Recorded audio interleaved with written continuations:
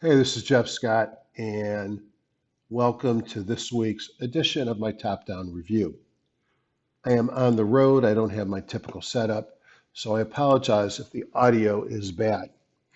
Just for a quick housekeeping note, when you start and go to the video, if you're watching this on YouTube, do me a favor, and just pretending this was me, obviously this is not me, it's Sagar. If you can hit the up thumb, if you like this, that's great. I always like cigars. And then if you hit the subscribe button, you'll also be able to get this in. Actually, you can go to my own. You can get notification when I put these out. Let's see what else I wanted to show you that. And in addition to that, always look under the show more because I typically have a link to download it as well. So enough of that. Let me stop that. I don't want to screw up my recording. Fix the spelling before I start. And let's begin. I titled today, Will Earnings Season and Election Jitters Lead to Increased Market Volatility? Recording this late on the 17th in the West Coast, so it's already the 18th back out east. My name again is Jeffrey Scott, and I'm hgsidoc@gmail.com. As always, this should be considered education. Any recommendations I make in the spirit of education should not be considered investment advice. I am a doctor, not a broker. Most physicians lose money with their investments, at least in the beginning, so keep that in mind. I am independent. I have paid for all the tools that I use, and I demonstrate on these recordings. And trading involves risk, and you and your loan are solely responsible for any decisions you make. I always entitle my education, Be Your Own Guru. I've taken advantage and learned from, when I mean taking advantage, I've taken advantage of learning both by going to live meetings and reading from some people, a number of people I consider to be very smart and very good investors. I own a lot of tools. I can get by with TradeStation and Thinkorswim with my person's indicator set, my Dr. K, my Q tools, a few other things that I've developed over the years personally. And then on my analytics, I like using HGSI and EdgeRater as well as the Q tools. Now, from time to time, I'll bring third parties on to introduce their tools that I use to you. I am never paid for doing this. And when you buy something that I suggest or use, if there is a fee offered to me, I ask that they apply it as discount to the purchaser. Thus, I truly am an unpaid volunteer, and this is just education. Here's the website for HGSI. I call out the free 30-day trial, and under investing strategies, hundreds of movies. Stock patterns are cyclical. Boy, on Monday, it felt like we were on a new leg up, didn't it? What a great, great, great day. Tuesday, I did okay as well. And then Wednesday, Thursday, and despite a strong start Friday were tough days. Have we begun the sell-off? Or it's really not that bad, and at the end of the week, it was a rather flat week, and are we just in uncertainty? I think that's what the question really remains. Do we continue going down like we did late in the day Friday? Or was that just people taking some positions before options expiration and getting prepped a little bit for the onslaught of the last couple of weeks before the election? Time will tell. Because I am thinking of these two buckets, I did raise cash, especially as the week ended. I have less positions. I took half off on a lot of positions. And the way that I manage my options, especially those that are deep in the money, so it makes no sense to have short-term options that are deep in the money going into a volatility period. So I take profits, and if I want to keep the position, I roll them up, meaning higher strike price, out later time to get through the volatility. And I'll often fund that by selling a call. So I create sort of a covered call where I'm covering my call, not a underlying stock per se. Friday sector review, well, it doesn't look as bad as it felt, but energy got clobbered, staples got hurt, discretionary got hurt, technology got hurt, real estate got hurt. So it was a rather tough week. We'll come back more, or a tough day, to looking at more specifics. Let's take a quick look at the markets.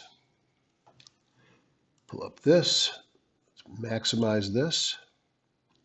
Yeah, the only way that this computer would work tonight was if I used my Bluetooth, so I have no idea what the audio is going to sound like. Here's 1 year of the E-minis, running from October to October. High of the year occurred August 31st.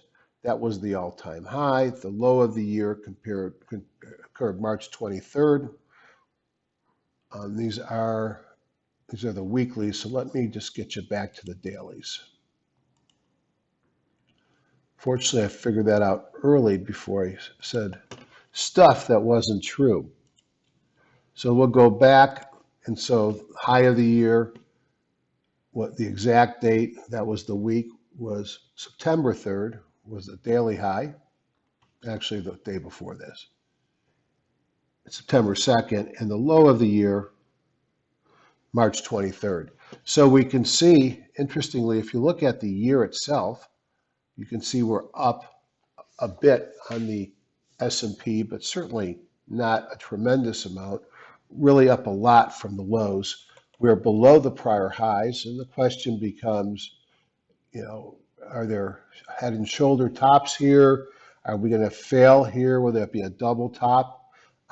Clearly at an area where there's more risk, but if I want to be bullish, I had a golden cross here, well, not gold, the 17 over the 50 here, the golden cross here, 50 over the 200, very bullish formation of my moving averages.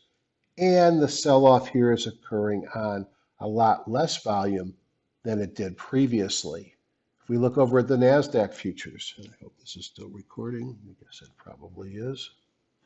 On the NASDAQ futures, here's the high of the year, here's the low, way above the beginning of the year, the big outperformer. A new sell signal came in on Friday as the market has pulled back some. And again, the same 17 over the 50, 50 over the 200, favorable moving averages and volume coming down as the market sold off, despite options expiration. If we look at the Dow futures, so let me make these the same. Big difference on the Dow futures is we've not taken out the prior high of the year. So the high of the year is way back in February, and the low was similar on March 23rd. Now, same configuration here, the 17 over the 50, 50 over the 200. In this case, the 200 looks like it's still trending down. Thursday, put in a hammer. Friday really looked special. And then Friday sold off as the day went on and closed pretty much where it opened. With increased volatility in the market, you might expect the VIX, we'll go to the Russell first. Russell actually held up better and is more, going sideways above the moving averages. And again, the same pattern with the 17 over the 50 over the 200, the 200 sloping down, which is negative. Don't know what happened to my OBV here. And then the other thing to tell you is not only are we not at this year's high, but unlike the other indexes, this year's high is nowhere close to the all-time high. In the others, this year's high was the all-time high. Now we'll take a look at the VIX. And you can see the VIX, although it's moved up some this week, is stuck below the 200, the 17, and the 50-day moving average, and really hasn't done much this week. And lastly, the dollar struggling here to get above the 17 moving average, sort of going sideways, down a lot from the highs in March, but also off the lows. So these don't tell me to run for the woods. Yes, you've got that sell signal that popped in on the NASDAQ futures on Friday, but we clearly have not regained the prior highs. If I want to look perhaps at a weekly chart, you can see how far we've come on some of the indexes and that we're still on buy signals on the weekly on each of the four major indexes. But when you look at it, you see that same pattern where you closed near the lows of the week, sort of a shooting star appearance, a doji on the Dow and the Russell. So that could portend or foretell, or whatever the word is, that we may have some weakness ahead. Rates tick down on the week, but in a very narrow range. Large cap AD line is shown over here, hits an all-time high. But if you look at the Russell 2000 or the NYSE, The 80 lines on the more broader market is lagging. You could see on the week that most of the major index ETFs tilted down. The one thing that tilted up, no pun intended, was the TLT. Oh, I can't spell, can I? The stocks actually eased off of some overbought conditions. And I'll show you what I mean. Stocks above the 200 stayed elevated. Stocks above the 40 came back down. Ones above the 200 were almost exact. But where we saw the biggest drop is last week I told you that we were at reversal area, and we did. By Tuesday afternoon, the market started reversing, and you could see we've eased up some of those excesses in the 12-week or 3-month new high, new low. The daily McClellan, the weekly McClellan, I'm looking for extremes, I'm looking for divergences and zero-line rejects. We're still working off the prior divergences that occurred before the sell-off. Now, the buckets, 82% of the stocks in S&P 1500 are trading above the midline of their S&P 500. That is bullish, and we have very few stocks either above or below the band, so this is bullish, but not overextended. No evidence of a Hindenburg omen on the NASDAQ or the NYSE. And notice in green here, we maintain a lot of new highs and almost no new lows. So without starting to see a lot of new lows, it's possible that I may be a little bit too cautious and maybe this market has more room to run. Market tone remains solidly green in the middle here on the percent B times bandwidth, known as the Woody indicator. And sector strength also with the Woody indicator is strong. Now, I like to also look at the Q tools and do intraday top-down trading. So a couple of different things. The sectors here done in EdgeRater are using the S&P 500 spider, the sectors that are consisted of the S&P 500 stocks, while this is using the S&P 1500. So it's a more broad-based. If the broad market is weaker than the leadership, then this will be less good than the EdgeRater. So if we look at it over 5 days, a little bit over half the sectors were up, half the industries were down, and half the stocks were down on the week. So one would call that at best weak. And you could see on Friday, which was the last day of the market, it actually ended up I wonder why that didn't reset. Weaker than prior in the week. Friday turned out to be a relatively tough day.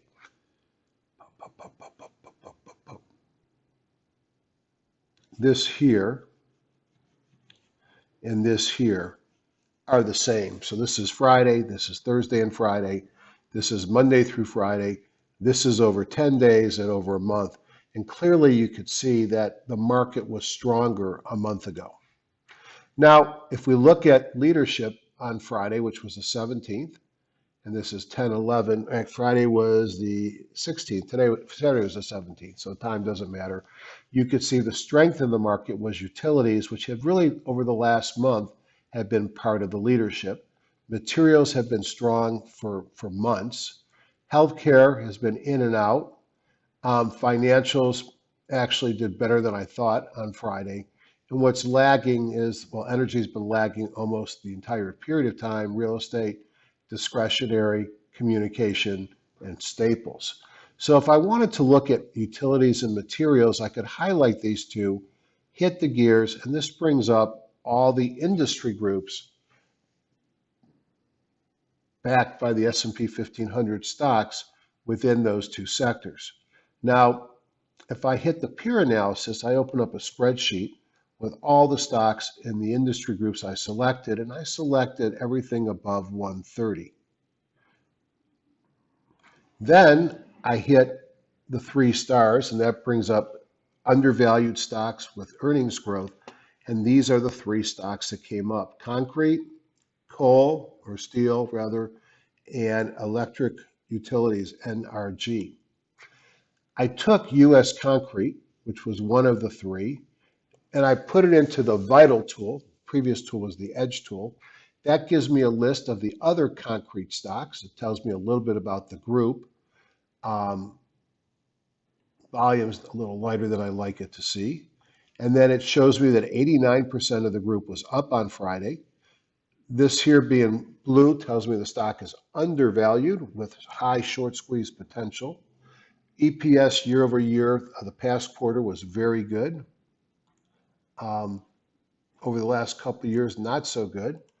And we'll take a look perhaps at some of those stocks later. But this is a way using top-down, finding the best industries, and rather than looking at price patterns and charts, as I might in HGSI, it's actually looking at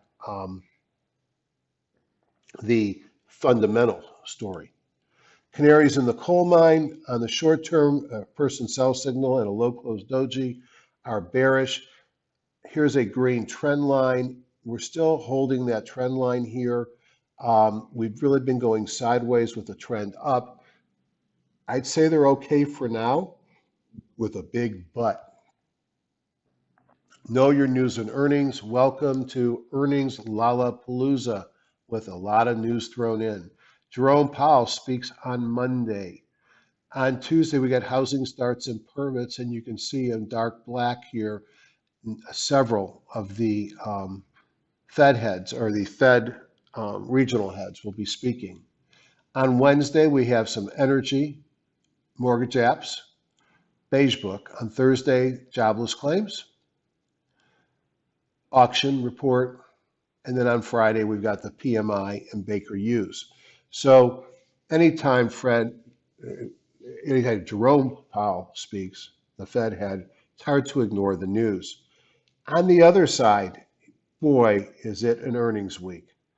Halliburton, before it opens on Monday, IBM, Logitech, Netflix, Tesla, Chipotle, Biogen, Intel, American Express.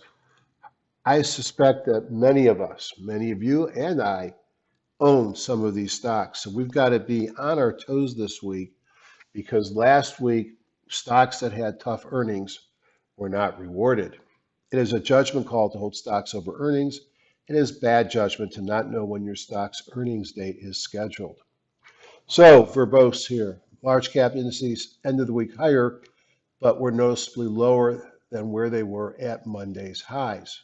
The NASDAQ advanced 0.8 on the week, the S&P 0.2, and the Dow 0.1. The Russell actually lost on the week. Starting with earnings, the big banks and some healthcare companies like Intuitive Surgical kicked off Q3 reporting, and the reactions were generally lackluster or disappointing. Then you had the COVID front where both J&J and Lilly had to pause trials on their studies. The weekly jobless claims missed, increasing to 898, which was almost 70,000 above estimates. And in Europe, we saw renewed lockdown measures due to a second wave of coronavirus. Add to that, we are in the home stretch of what has been a very ugly and contentious election cycle, with most polls suggesting a shift to the left in the White House and potentially the Senate. I went into the week longer than I've been. I used the rally Monday to take profits and rolled several options positions up and out.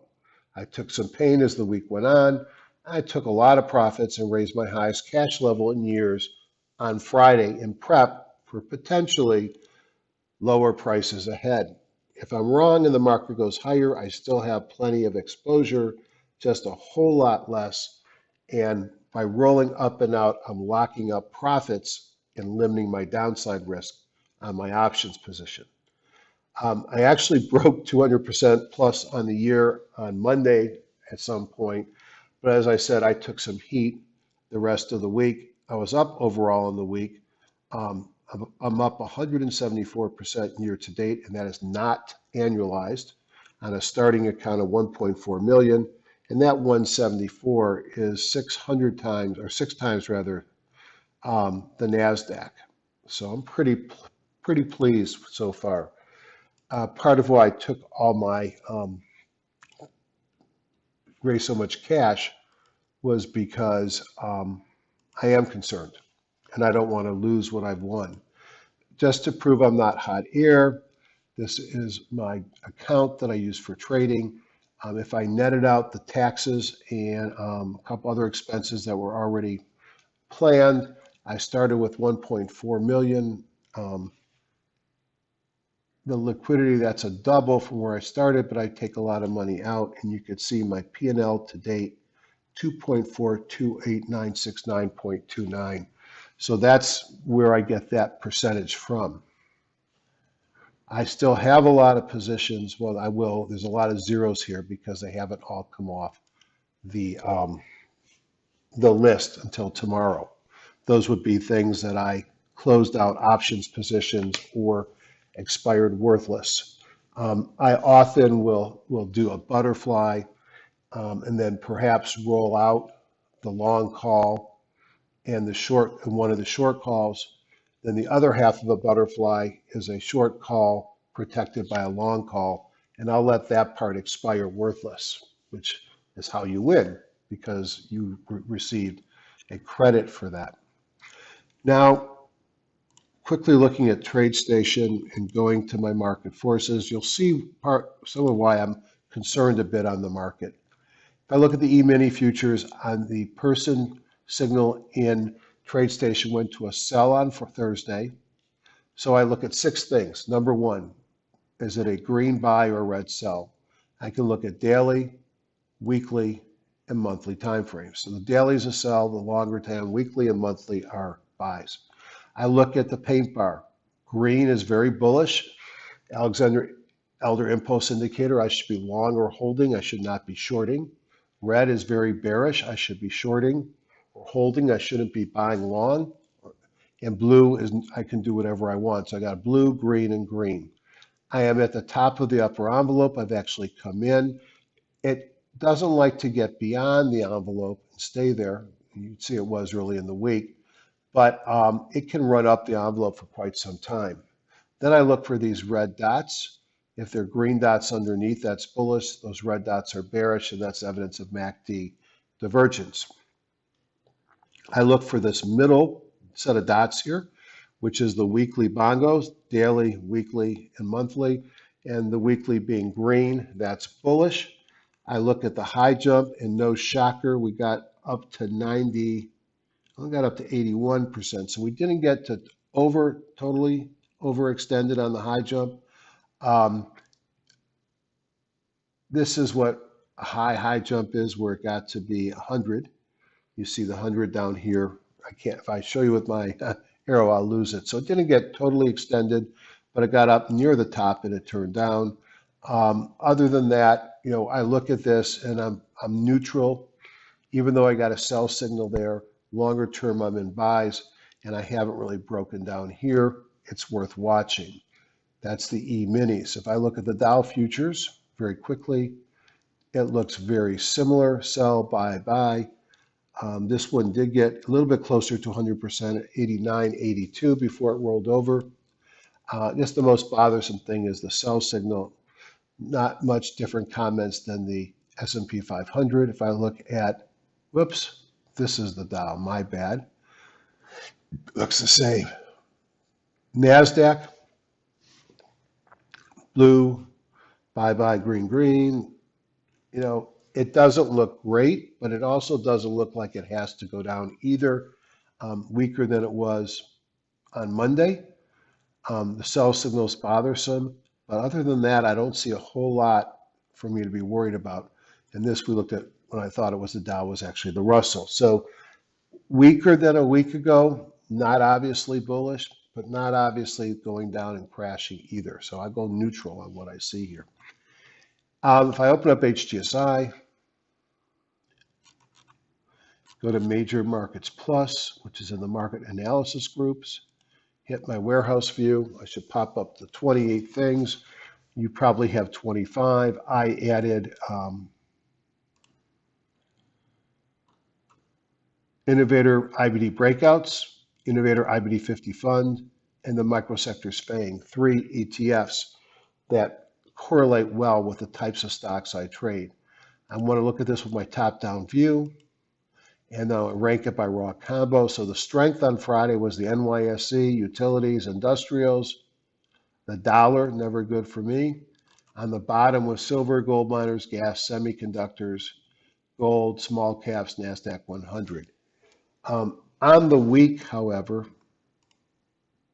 volatility was up a lot. IBD breakout stocks were up 2.9, FANG was up 1.2, NASDAQ 100 was up 1.1, and the laggard on the week were metals and gas. And biotech, although it was up a little bit on Friday, was down 2% on the week. Now I like to look at several of these very quickly. Here's the S&P 500. Let's open it up twice.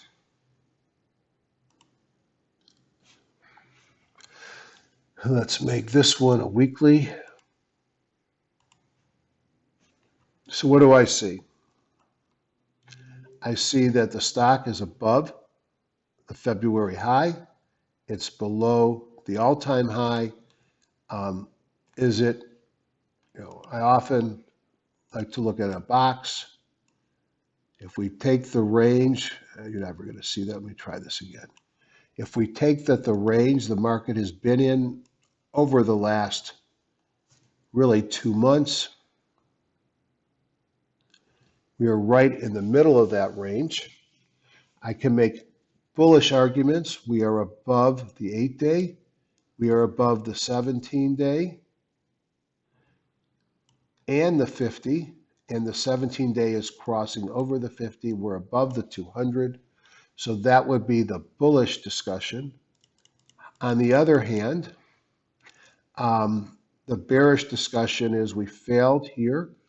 As I said before, I don't think this has declared itself as over yet.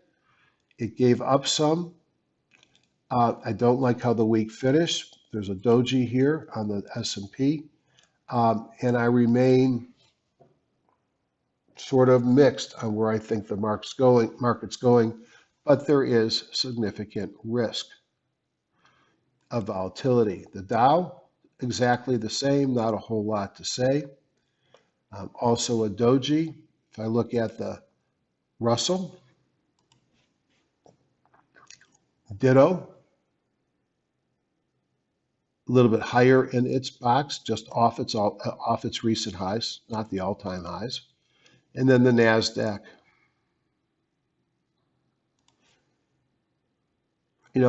Holding up there, sideways move, did not finish strong, which might bother me a little bit. There was some shenanigans with pricing of Amazon in the last few minutes, and I don't know if that was just fat fingers, if that was related to options expiration, or if it's telling us something bad is coming. Hopefully not that, since I still have Amazon, but I do have puts on it. What else do I want to say here? Let's take a look at the IBD 50 stocks. And this probably most closely represents my portfolio. It's a managed ETF, meaning the stocks come in and out with the IBD 50. And it is near its all-time high. Is this a bearish picture? No, it's really not. Just cautious. If I look at the breakout stocks, actually turned up this week. If I look at the FANG stocks, you've got a sell signal there, which is this thing here. But other than that, they're closer to their highs than there are their lows. Do they pull back here? Or on their way to new highs? I say that as a question. I can tell you what I think. I think they might be on the way to new highs, but I think there's enough risk that they're going down that I wanted to reduce the number of my positions. And here's a NASDAQ biotech. Again, traded up on Friday, closed where it opened, sort of a shooting star position. It's got support of the 17 and the 50 there, and hard to see, but this green line here is the chandelier stop, also behind it. Just for completeness sake, the dollar, as I mentioned before, is sitting here down on the lows. It did have a buy signal come in this week. That, it's probably related to the weakness in the market. But if the dollar goes higher, it's going to be not bad just for stocks, but also potentially for the metals. The volatility index also had a person buy on Friday, but it's really coming off the bottom and didn't make much of a move.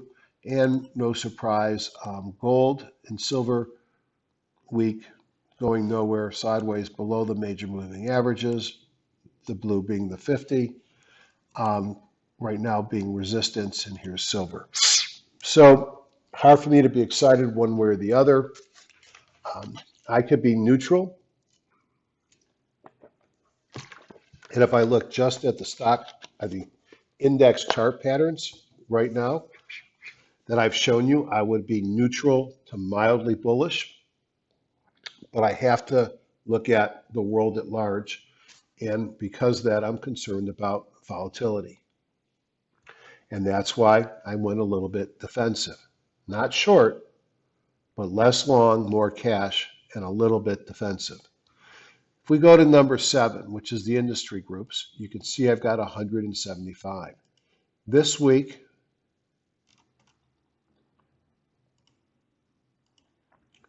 two-day up is 44, so short-term momentum positive in 44 industry groups. Two-day down only in 14. So that goes with the short-term bullish. Exploration, REITs, midstream, refinings, restaurants, specialty apparel, home builders, steel, mortgages, real estate, courier, marine, generics, consumer finance. A number of those groups are high growth stock groups, so wouldn't be surprised if you felt some pain there, especially when you look at things like, well, the apparels and home builders have been doing well, mortgage financing, generics and consumer financing. Weakness in the energy, both all of them, exploration, midstream, and refining. If I look at 5-day down, it's 41, and 5-day up, it is 44. So sort of a shootout at the OK Corral. You've got both bullish and bearish forces that are pretty equal there at a longer time frame, a little bit more bullish on the 2-day time frame. Let's look at the 2-day time frame here. And what I do typically every night is I right-click on this, change the index group, and I look at all the stocks above the index. I don't want to buy things that are performing less than the index. I have a long position in NIO. I wonder if this is all-time highs. Oh yeah, all-time highs. Had a bunch of upgrades this week.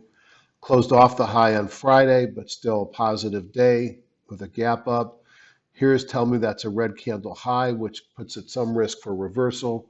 Kahuna's, it's had a big run. When you see runs like that, you worry about secondaries being offered and you worry about profit taking. So it wouldn't surprise me to see any pullback on this week, but right now this is one of the stronger stocks in the market. Electric power is GE. I just can't get excited about GE, although it had a nice gap up off the bottom with the Kahuna John Person buy signal in play. The weekly bongos are fine. Just I don't buy $6 stocks that are in long-term downtrends. I need to have a reason. It's below the index, but let's just take a look at Generac, which I have a position in, which I gave you back around 100. And it had a great day on Thursday after a shallow flag pullback. Really didn't do much of anything on Friday. Did give us a red candle high. When you see a lot of red candle highs, you start getting more concerned about reversals. Third group down is communications equipment. Just take a look. Cisco is pretty much down on its luck. I'm not going to go chasing after that. Why did we get it on this list? Because it was up 0.5% on 21 million shares, and force has got to do with price and volume and price change. Motorola Solutions, nice little breakout here. Not much in the way of earnings per share growth. Pays a small dividend. If you own it, you can hold it. The time to buy was probably back here. It's already moving, so I would not be chasing it, especially with the market where it's at. And then I don't know anything about Cambium Networks, but a Bible gap up on Friday coming from a squeeze. And when I see 3 kahunas in 4 days, I pay attention. Bible gap up rules play. You could probably set your stop at the bottom here. High close doji on the weekly. This looks interesting, although it's already chasing it if you buy it now, neighbor girl. That was a special note for my favorite neighbor. Commercial vehicles. The one that was here, of course, last week I talked about it and it got killed. I think WKSE, I believe. Still have some of it. What is it? WKHS. So we'll take a look at that. I took my profits off the table on that one as well early in the week. Now I've got a small position. Navistar, big gap, Bible gap up on Friday. I don't think it was acquisition. There was some news about with another company, 2 kahunas in a row. People knew about it the day before, had a kahuna in that bad day. That's interesting. It's hard to chase something like that. I'm looking for stocks in a nice uptrend that I can get on in early and not chase things. Allison Transmission, already broken through. And again, the one I was mentioning, Workhorse, is that it? WK, should pay. WKHS. And you can see, we talked about it last Friday. Moved right up on Monday, opened up right here above its prior high or closing high, and then it came right back down. Interestingly, it pulled down to the 50 and it bounced. So that's why I kept some on. I've been in it for a while, but I took some profits this week. Household products, never a good thing for me, a growth stock investor, when I see these in the lead. And you can see here Procter & Gamble has broken out, 2.1% dividend, almost no growth in a 28 multiple, not my kind of stock. Estee Lauder, Colgate Palmolive.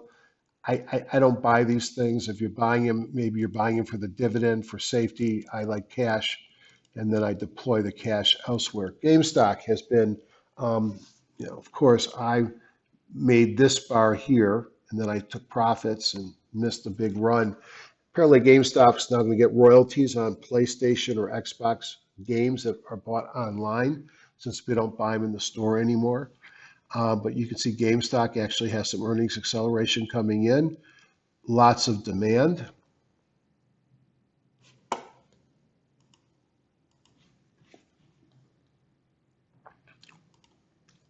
Sleep Number Bed jumped on earnings, had an inside day on Friday. Again, you want to buy it here or here, maybe even here after the pullback, but it's run too much for me to chase. Carvina, automobile vending machine, beautiful uptrend, pull back to support. Is that a time to buy? It could be. Doesn't make money, but it's early on in its lifetime.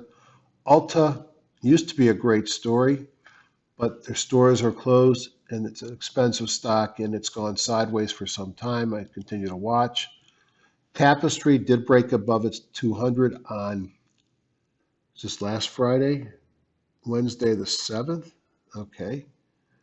And it's gone a little bit higher since that time. That one looked interesting to me last weekend. Nothing really has changed there.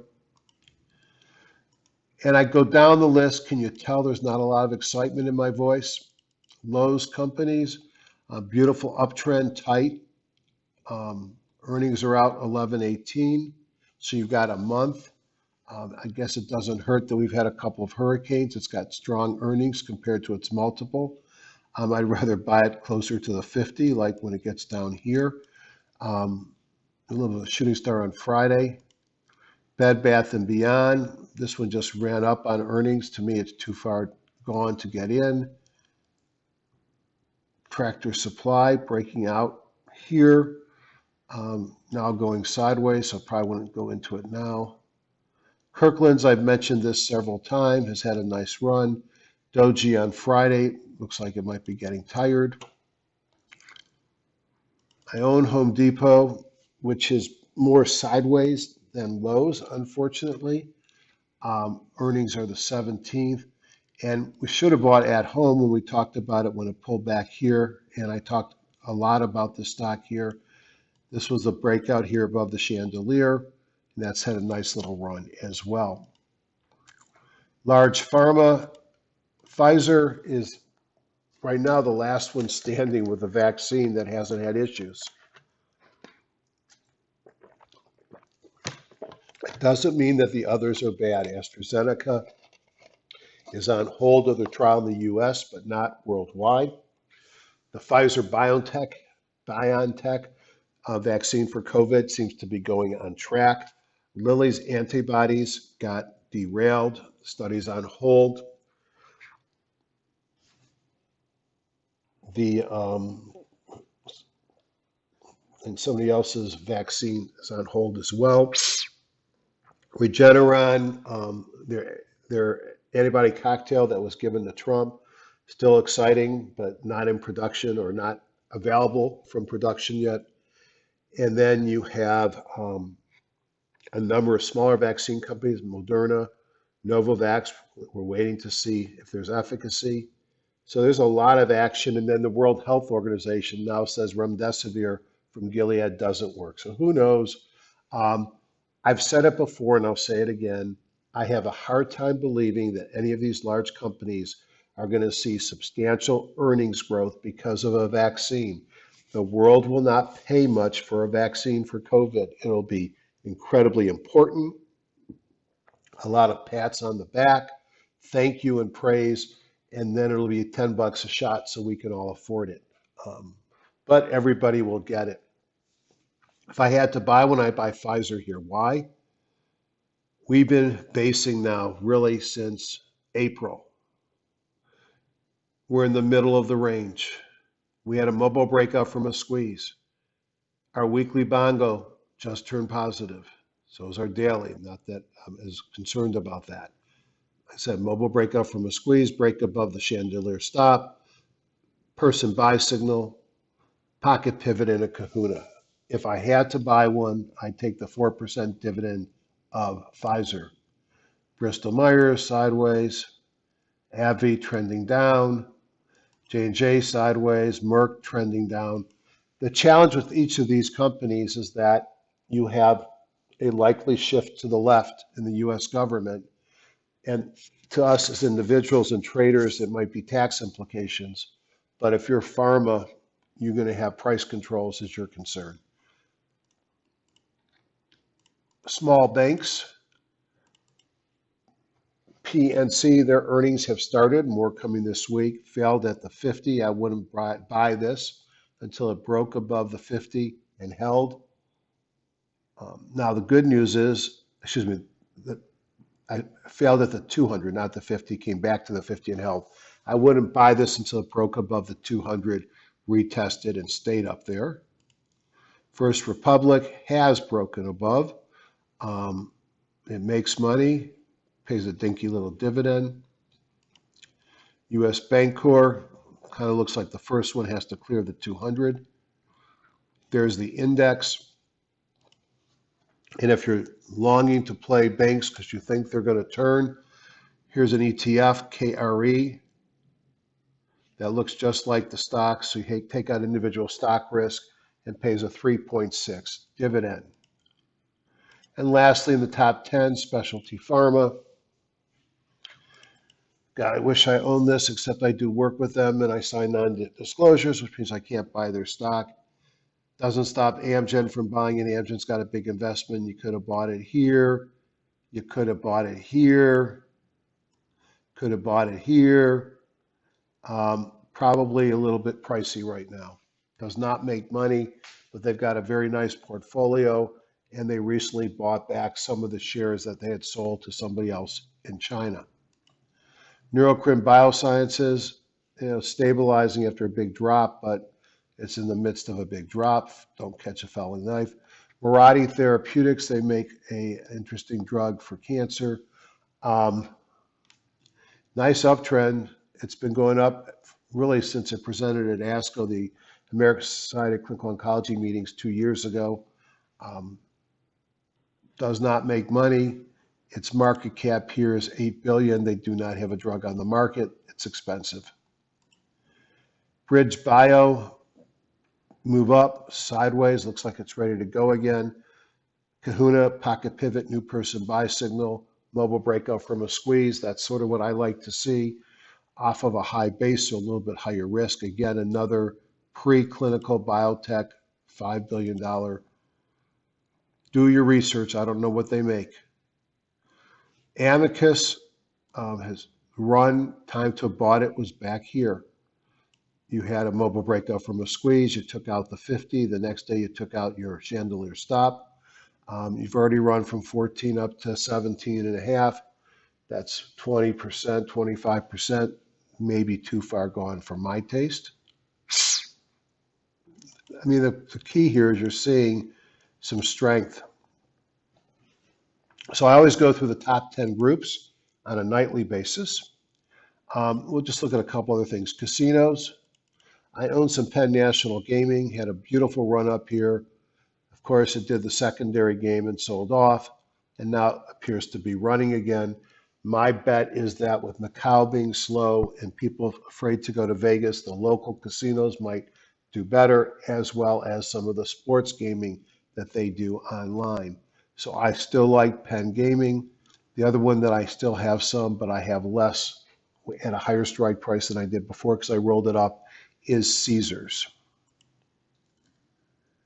Boeing had a good day on Friday because there was an announcement that the EU is about to certify the MAX. And you could see it doesn't look like much, but they were up 1.89%, $3 on a tough market. I did do a bottoms-up review as well. I was very careful this week not to find a lot of stocks because I held them to a high standard. I held them to a high standard because I am concerned about the market itself. I want to talk about Quidel. Quidel is both, in my mind, a long and a short. Why would I say that?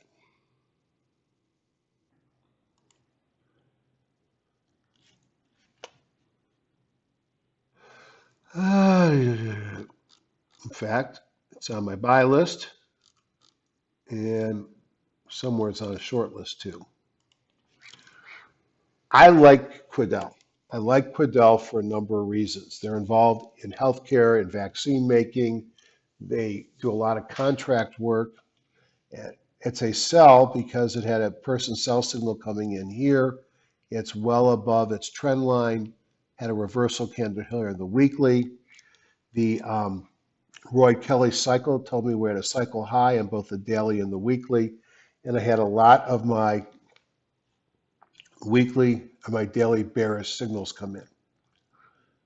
If I look at it with my Q charts, you can see on the daily, the red, a low close doji here, a person sell signal came in. Not so bad on the weekly where it's still blue. And that, I think, is the story. I think short term, there's some weakness. Long term, I think this thing's going to go a lot higher. Why am I so bullish about it long term? Look at the earnings per share growth projected. Now, you might say to yourself, it's HGSI estimates. How good are they? Now, I said the same thing. I know the first quarter is pretty good, but those are a big jump. So I decided I'd go into MarketSmith just to see what they say. And you'll see here the last stock is QDEL, and it shows an earnings per share growth jump from 297 to 1540 to 26. Now, come on, have you ever seen earnings per share growth like that? What happens to a stock if its earnings grow from 3 to 15 is a 500, almost 500%. If it grows 71% next year, is this PE going to go up or down or stay the same? Let's say it goes down to 40. If it went down to 40, what is 40 times $25 for earnings? I think that's $1,000. Do I think this is going to be $1,000? No, I'm not saying that. But do I think there's some major opportunity for price appreciation if it gets anywhere close to these? What's the market cap? Let's check that out. The market cap is 10 billion.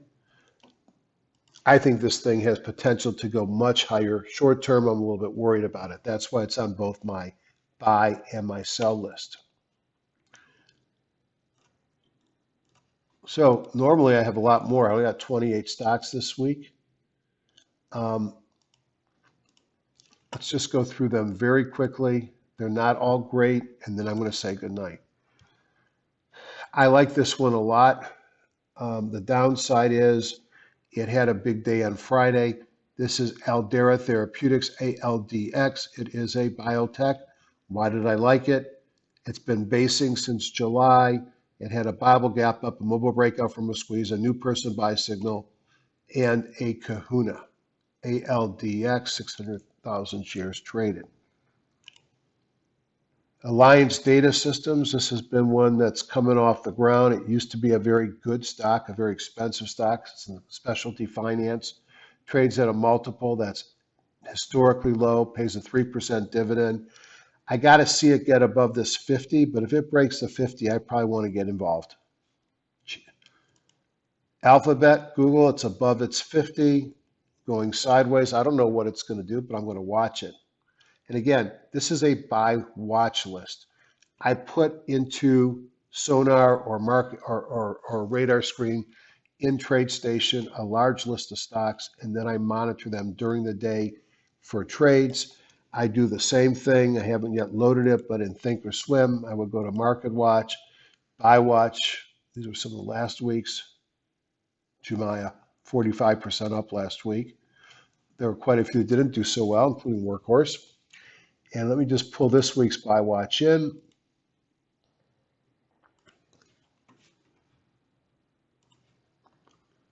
So now I have all the stocks in my Buy Watch in 2 different platforms, and I can be looking at multiple different signals in performance to see, to get noticed if I want to be buying something or not.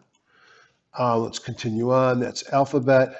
Ares Management, financial asset managers, went up over the last 10 days. Here's a 3.4% dividend. Fair earnings per share growth broke out here.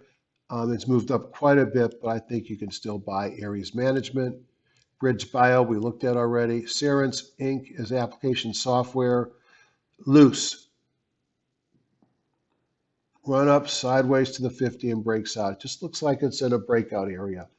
Got a mobile breakout, pocket pivot, kahuna, person buy, something to watch. Citigroup, I want to see what it does. Does it get above this 200 and hold?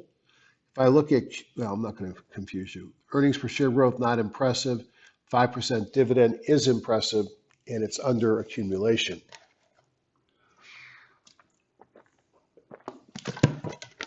Again, I'm not interested where it's at today, but after that Bible gap up, if it holds that 200-day moving average, it might be worth putting a little bit of money to work. Constellium is in the materials group, metals and mining. We saw that was strong. Again, a similar story as a sideways move as broke above the 200. Not a great growth stock play. I bet it goes higher though. Cornerstone on Demand, a similar story, big base, had a new person buy signal. Exelon is a utility that did break above and hold the 200-day moving average. Utilities have been strong. They could be a place to go hide. That does pay a 3.6% dividend. Just want to remind you of March. They can also fall if the market falls. First American Corporation, another specialty finance with earnings but no growth. Again, sideways move, just broke above the 200, pays a 3.2% dividend. IHS Market, uptrend sideways, broke above the chandelier stop on Friday. International Money Express, never mind. Jack in the Box, I won't eat their burgers, but sideways move and moving up off the 50, took off their chandelier stop on Friday. Jumaya, it looked better here when I gave it to you in this range. It's had a big move up this week, but still well below recent highs and nowhere close to all-time highs. Laboratory Corp of America. Here's one of the cement plays, just breaking above the 200.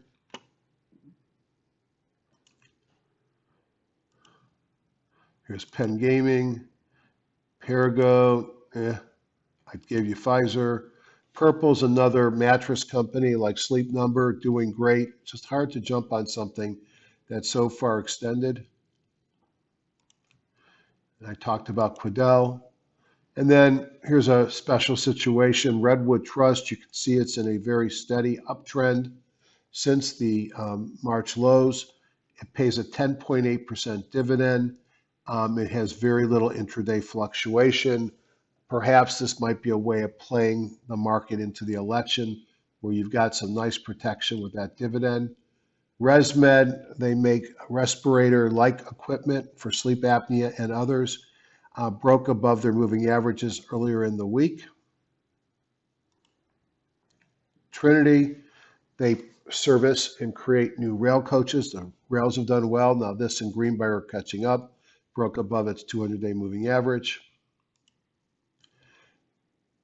United National Foods, and VIPS.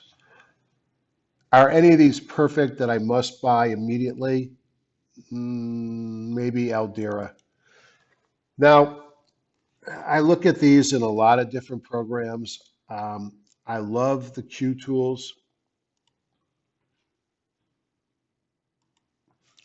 And looking at Q, the problem with Aldera here is it's already run up to its boundary of price.